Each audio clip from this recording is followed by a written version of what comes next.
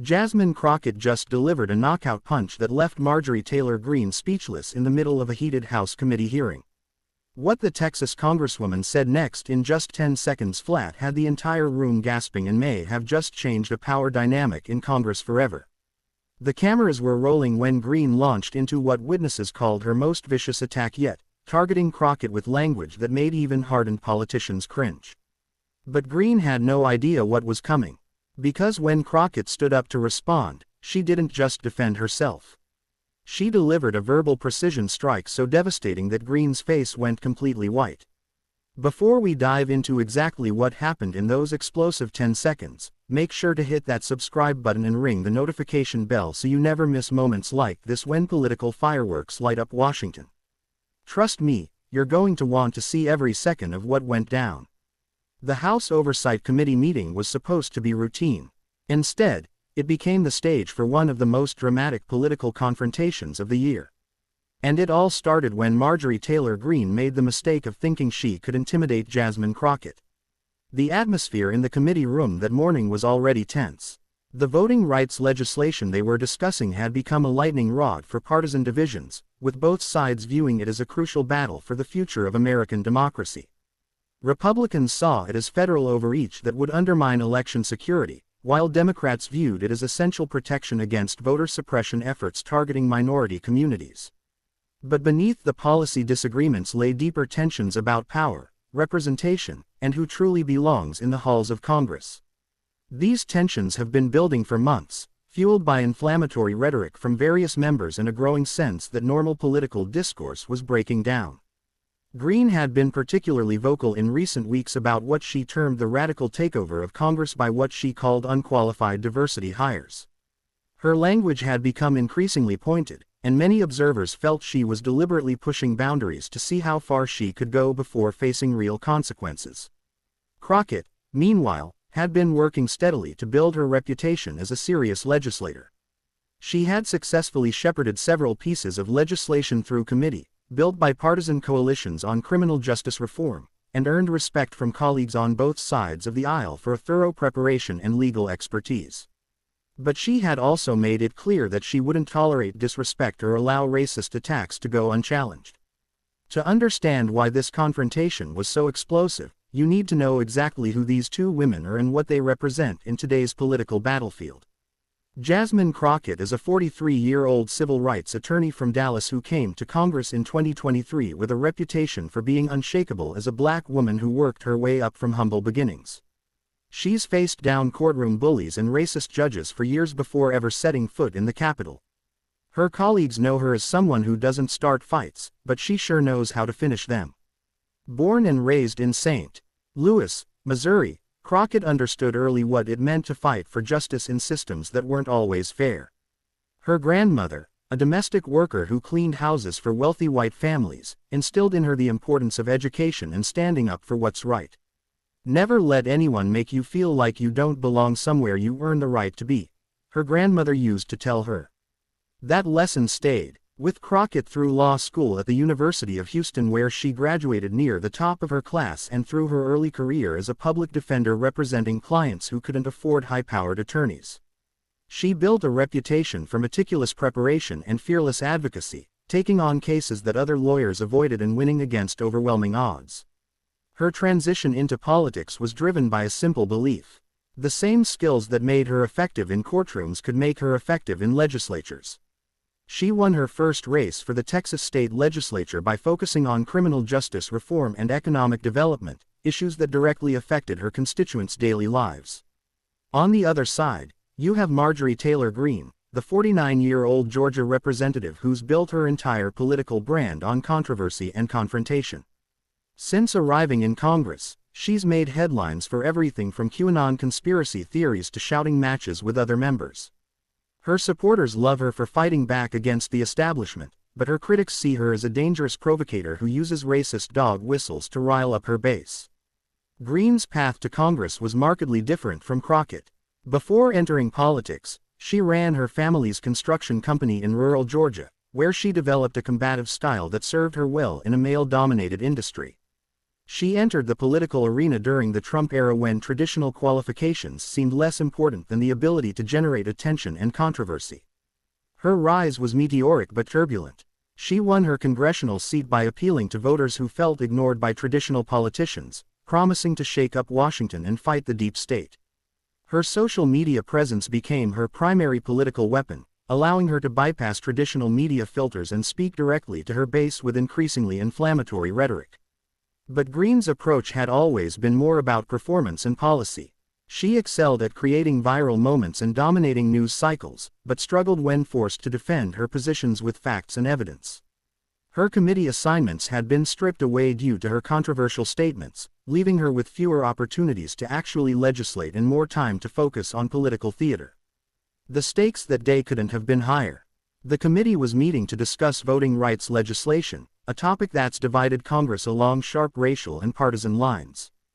Democrats were pushing for expanded access to polling places in minority communities, while Republicans claimed the measures would open the door to voter fraud. But this wasn't just about policy. This was about power, respect, and who gets to have a voice in the halls of Congress.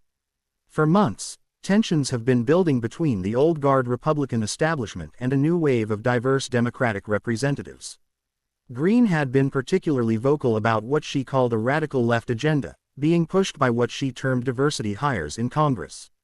Crockett, meanwhile, had been working quietly but effectively building coalitions and getting results for her constituents. She'd successfully pushed through amendments for small business loans and underserved communities and had become a rising star in the Democratic caucus. But she'd also made it clear she wouldn't tolerate disrespect from anyone, regardless of how long they'd been in Washington. The tension between these two had been simmering for weeks. Greene had made several pointed comments about unqualified members and affirmative action politicians in previous hearings. Crockett had largely ignored the provocations, focusing on her work instead of the drama. But today was different. Today, Greene decided to go nuclear. The committee hearing started normally enough. Chairman James Comer called the session to order at 10 a.m. sharp, and the first hour proceeded with typical political theater.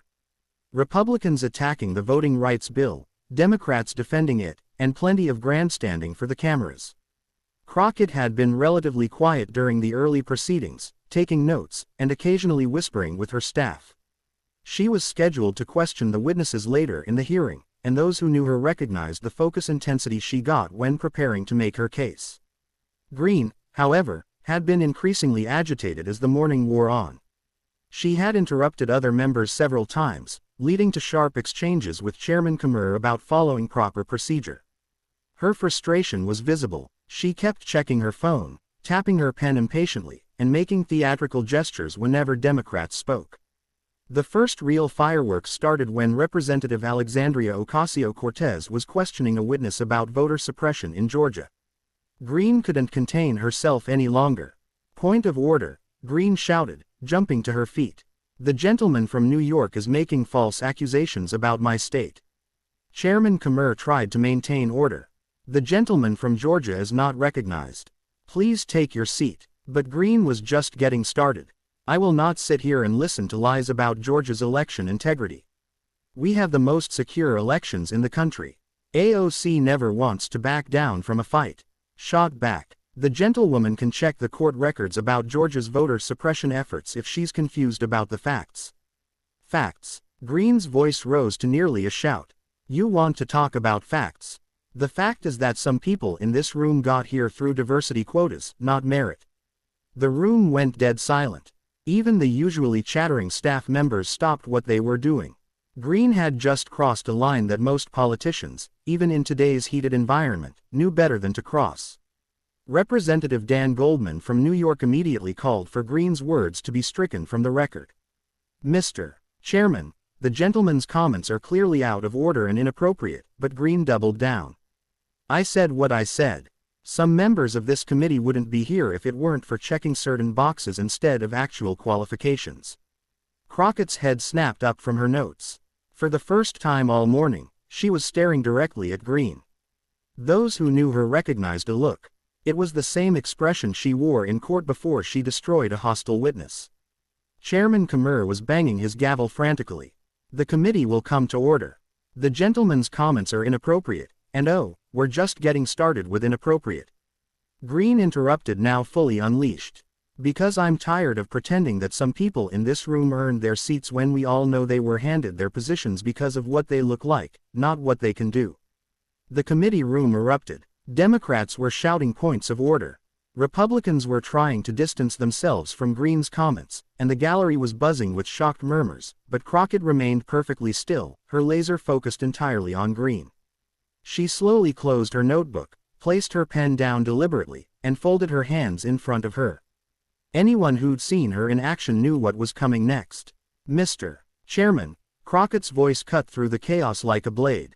I'd like to respond to the gentleman's comments. Greene, still riding high on adrenaline and apparently believing she'd gained the upper hand, smiled smugly. Please do. I'd love to hear what qualifications you think you have. That was the moment Greene sealed her own fate.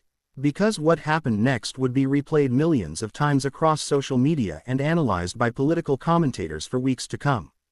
Crockett stood up slowly, her movements deliberate and controlled. She adjusted her blazer, looked directly at Greene, and prepared to deliver what would become one of the most devastating takedowns in congressional history. The room held its breath. Even Greene seemed to sense that something significant was about to happen, though she clearly had no idea what was coming. What happened next took exactly 10 seconds, but those 10 seconds would change everything. Crockett looked directly at Greene, her voice calm and measured, and said, "I'm curious. Since you want to talk about qualifications, what qualifications did you have when you got to Congress?" "Because I have a law degree. I've been practicing civil rights law for over a decade. I've argued cases before federal courts, and I've actually read the Constitution." Meanwhile, you believed in Jewish base lasers and thought 9/11 was an inside job. So, please tell me more about qualifications. The silence that followed was deafening. You could have heard a pin drop in that committee room. Greene's face went through a series of expressions in rapid succession. Confusion, then realization of what just happened, then something approaching panic. Her mouth opened and closed like she was trying to speak, but no words came out. The devastating precision of Crockett's response was surgical. In just 10 seconds, she had highlighted her own impressive credentials while simultaneously exposing Greene's lack of traditional qualifications. She referenced Greene's most embarrassing conspiracy theory moments with pinpoint accuracy, and she did it all without raising her voice or losing her composure for even a second. Most importantly, she had taken Greene's racist attack and turned it completely back on her, transforming what was meant to be a moment of humiliation into a devastating counterpunch that left Greene speechless and exposed. What made Crockett's response so devastating wasn't just what she said, but how she said it. Her tone remained conversational, almost curious, as if she were genuinely asking Greene to explain her qualifications. There was no anger, no shouting, no dramatic gestures. She simply presented facts in the same way she might present evidence in a courtroom, letting the truth speak for itself. The reference to Jewish-based lasers was particularly brutal because it reminded everyone in the room and everyone watching at home of one of Greene's most ridiculous conspiracy theory moments.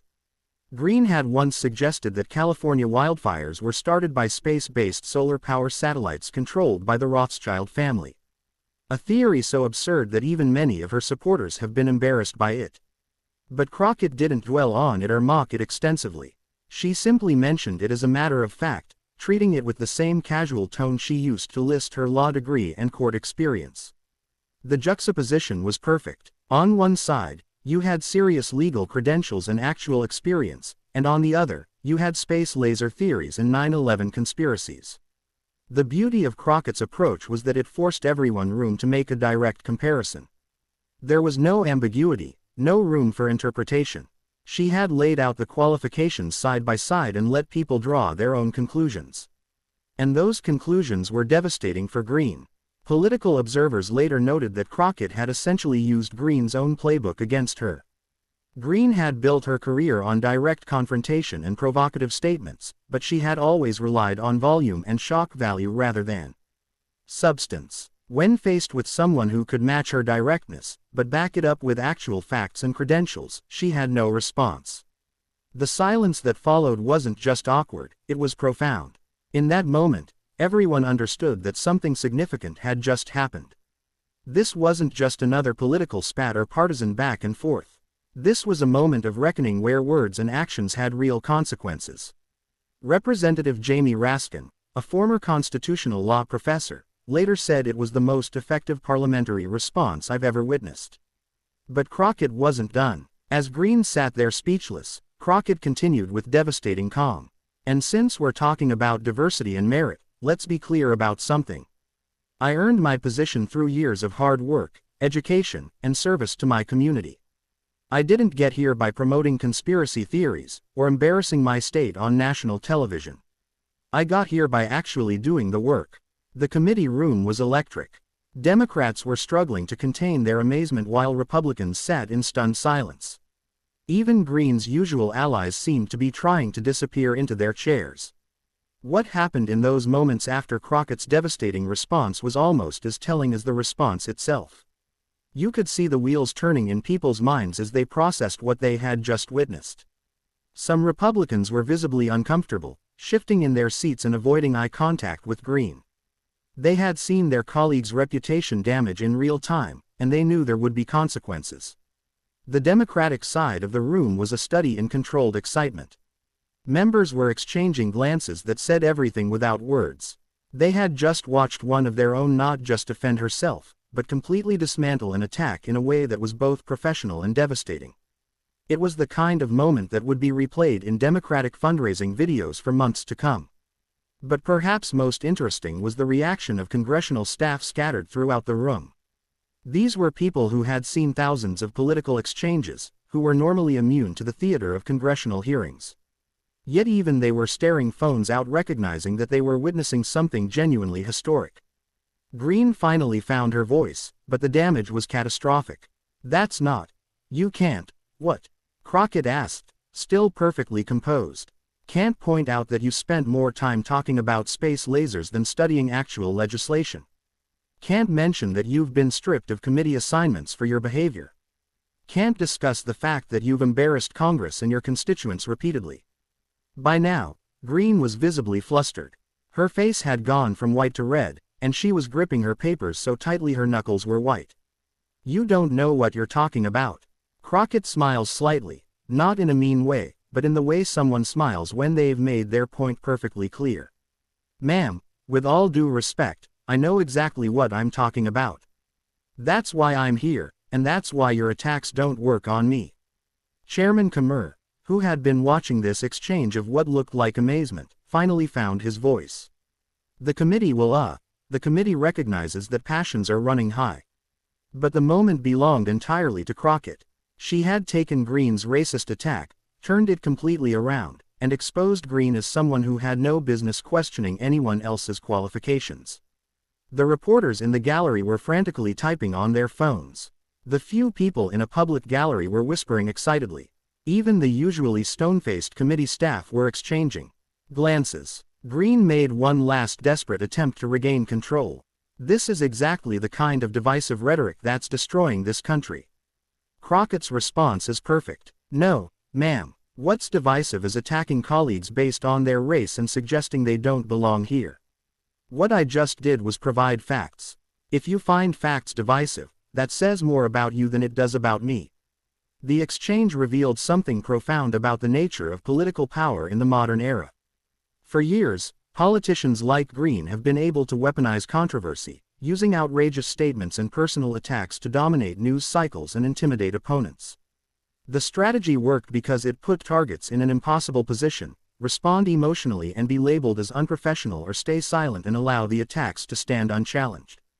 But Crockett had found a third way. She responded with devastating effectiveness while maintaining complete professional composure. She didn't take the bait of getting into a shouting match, but she also didn't allow Greene's attacks to go unanswered. Instead, she used facts as weapons, turning Greene's own record against her in a way that was impossible to dismiss or deflect.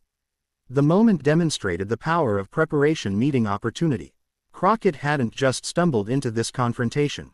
She had been ready for it. She knew Greene's record. She knew her own qualifications. And she had the confidence that comes from being absolutely certain of your ground. When the moment came, she was able to respond with precision because she had done the work beforehand.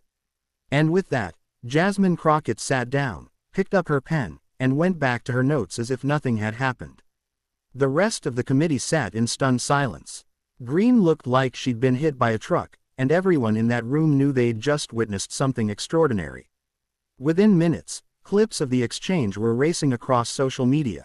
#Crockett Shutdown started trending before the hearing had even ended. Political reporters were calling it everything from a masterclass in political combat to the most effective takedown of a congressional bully in recent memory. But perhaps the most telling reaction came from Greene herself. For the rest of the hearing, another 2 hours, she didn't say another word, not one interruption, not one point of order, not one attempt to grandstand for cameras. Jasmine Crockett had done what few thought possible. She had actually silenced Marjorie Taylor Greene. The immediate aftermath of Crockett's devastating takedown was unlike anything political observers had seen in years. Within 30 minutes of the exchange, #Crockett Shutdown was the #1 trending topic on Twitter with over 50,000 tweets sharing clips of the 10-second destruction. The video went absolutely viral. The original C-SPAN footage was shared thousands of times, but it was shorter clips focusing just on Crockett's response and Greene's stunned reaction that really exploded across social media platforms. On TikTok, Gen Z users were calling it the most satisfying political moment ever, with videos of the exchange racking up millions of views. Young people who normally paid little attention to congressional hearings were suddenly sharing clips with captions like, "This is how you handle a racist Karen," and "Lawyer energy is unmatched." Instagram was flooded with memes. The most popular showed Greene's shocked face with captions like, "When you try to bully the wrong one," and "That moment when consequences find you." Another popular format showed Crockett's calm demeanor with text reading, "When someone questions your qualifications, but you actually have them." The political implications were immediate and far-reaching. Democratic leaders were quick to praise Crockett's handling of the situation. House Minority Leader Hakeem Jeffries tweeted, "Congresswoman Crockett demonstrated today why preparation, professionalism, and principle always triumph over performance, politics, and prejudice." Speaker of the House Mike Johnson found himself in the uncomfortable position of having to address Greene's behavior. In a brief statement, his office said that all members are expected to conduct themselves with dignity and respect for their colleagues. It was widely seen as a gentle rebuke of Greene without explicitly naming her, but the real impact was being felt within the Republican caucus itself. Several GOP members speaking anonymously to reporters expressed frustration with Greene's continued controversies. "She makes it impossible for us to have serious policy discussions," one senior Republican told Politico. "Every time we try to focus on issues that matter to our constituents, she creates a circus." Greene's own response to the fallout was telling. Initially, she tried to double down, posting on her social media accounts that she wouldn't apologize for speaking truth. But as the day wore on and the negative coverage mounted, her tone shifted. By evening, she had posted a more defensive statement. "The media is twisting my words and taking them out of context. I have nothing but respect for all my colleagues, regardless of how they got to Congress." The statement satisfied no one. Democrats pointed out that she hadn't actually apologized for her comments, while some Republicans privately worried that her non-apology made things worse.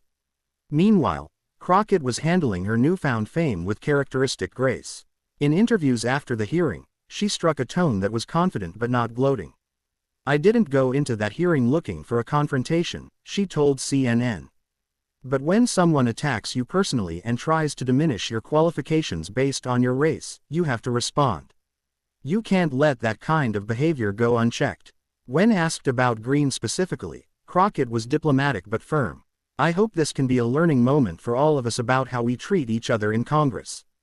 We can disagree on policy without attacking each other personally." The legal and political communities were particularly impressed with how Crockett had handled the situation.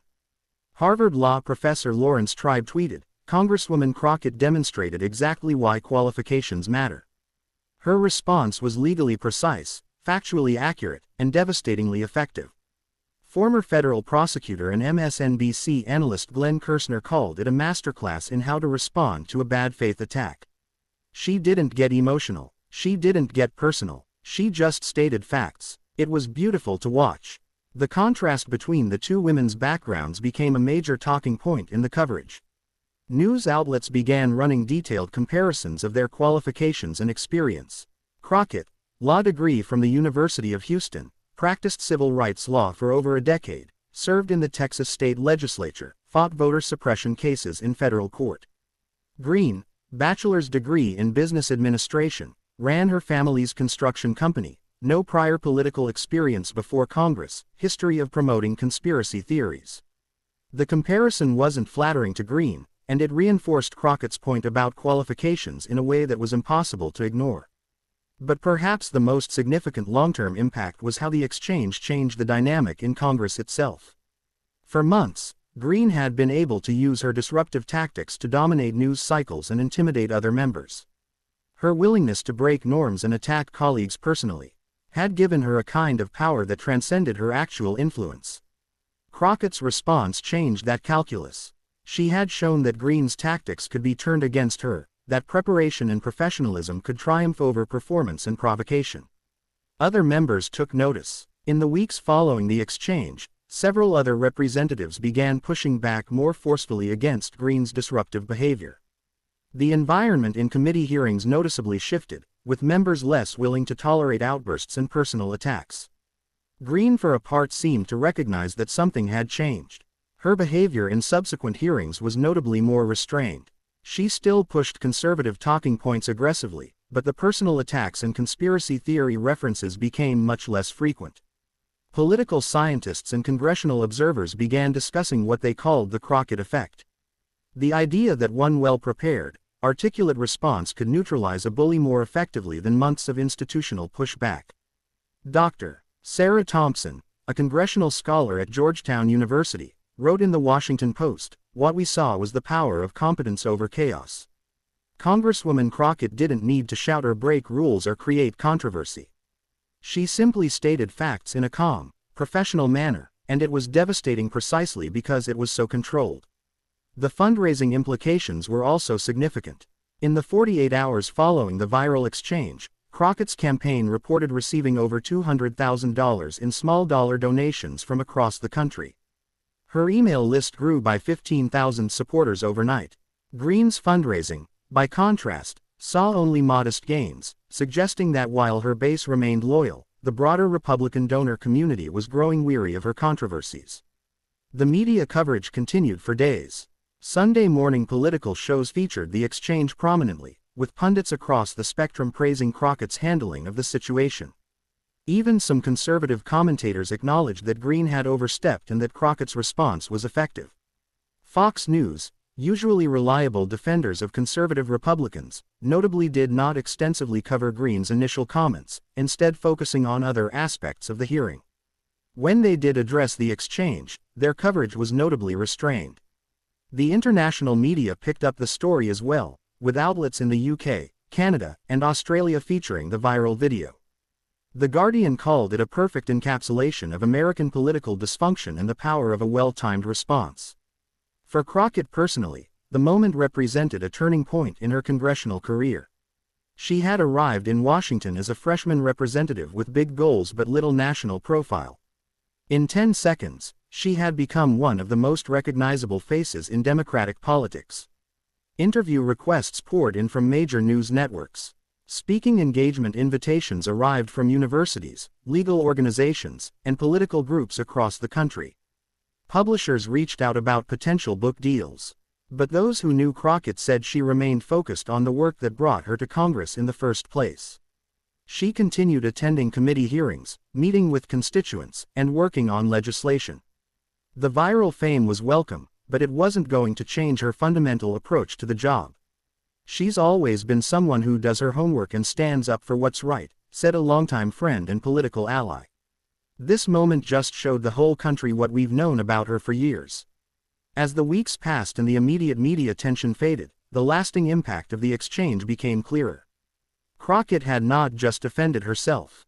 She had demonstrated a different way of engaging in political combat. Instead of meeting fire with fire, she had met it with facts. Instead of escalating the rhetoric, she had deflated it with precision. The lesson wasn't lost on other members of Congress, political observers, or the millions of Americans who watched the exchange online. In an era of increasing political polarization and inflammatory rhetoric, Jasmine Crockett had shown that sometimes the most powerful response is simply the truth delivered with confidence and conviction. And for Marjorie Taylor Greene, the moment served as a stark reminder that politics, as in life, preparation matters. You can't bully someone who knows their stuff, and you can't intimidate someone who's faced down real challenges. The 10 seconds of silence Greene experienced became a defining moment not just for both women, but for how political combat could be conducted in the modern era. It was a masterclass in the power of competence, the effectiveness of preparation, and the simple truth that sometimes the best way to shut down a bully is to show them exactly why they picked the wrong target. This exchange represented something larger than just a personal conflict between two congresswomen. It was a clash between two fundamentally different approaches to politics in America. Greene represented a politics of grievance and spectacle, where controversy creates power and attention becomes currency. She had built her entire brand on being disruptive, on breaking norms, and on saying things that others wouldn't dare say. Her approach had worked because it intimidated opponents who were afraid of engaging with her directly. Crockett, on the other hand, represented the politics of substance and preparation. She came from a background where your arguments had to hold up under scrutiny, where facts matter more than volume, and where credibility was earned through competence rather than controversy. Her contrast with Greene was stark and revealing. Greene had tried to use racial intimidation to silence an opponent, assuming that Crockett would either be too shocked to respond effectively or would respond emotionally in a way that could be used against her. It was a calculation based on decades of seeing how such attacks typically played out in political settings. But Crockett's response revealed the weakness in Greene's approach. When faced with someone who was genuinely prepared and genuinely confident in their qualifications, the intimidation tactics fell flat. Instead of being silenced or provoked into an emotional outburst, Crockett simply presented facts, and facts, it turned out, were far more devastating than any amount of bluster or provocation. The moment also highlighted a generational shift happening in American politics. Crockett represented a new generation of political leaders who had grown up in an era where they had to be twice as good to get half as much recognition. They came into politics not as career politicians, but as accomplished professionals who had already proven themselves in other fields. They weren't intimidated by traditional power structures because they had already succeeded outside of those structures. This new generation of leaders brought different skills and different expectations to political combat. They didn't see shouting matches as signs of strength or controversy as evidence of authenticity. They valued preparation over performance, substance over spectacle, and results over rhetoric as we continue to follow these political stories and the power dynamics in Washington. Make sure you're subscribed to stay updated on all the latest developments. Hit that subscribe button and the notification bell because moments like these show us exactly why we need to keep paying attention to what happens in the halls of power. These confrontations aren't just political theater. They're glimpses into real battles being fought for the soul of American democracy. And they reveal which approaches of leadership will ultimately prevail in shaping our nation's future.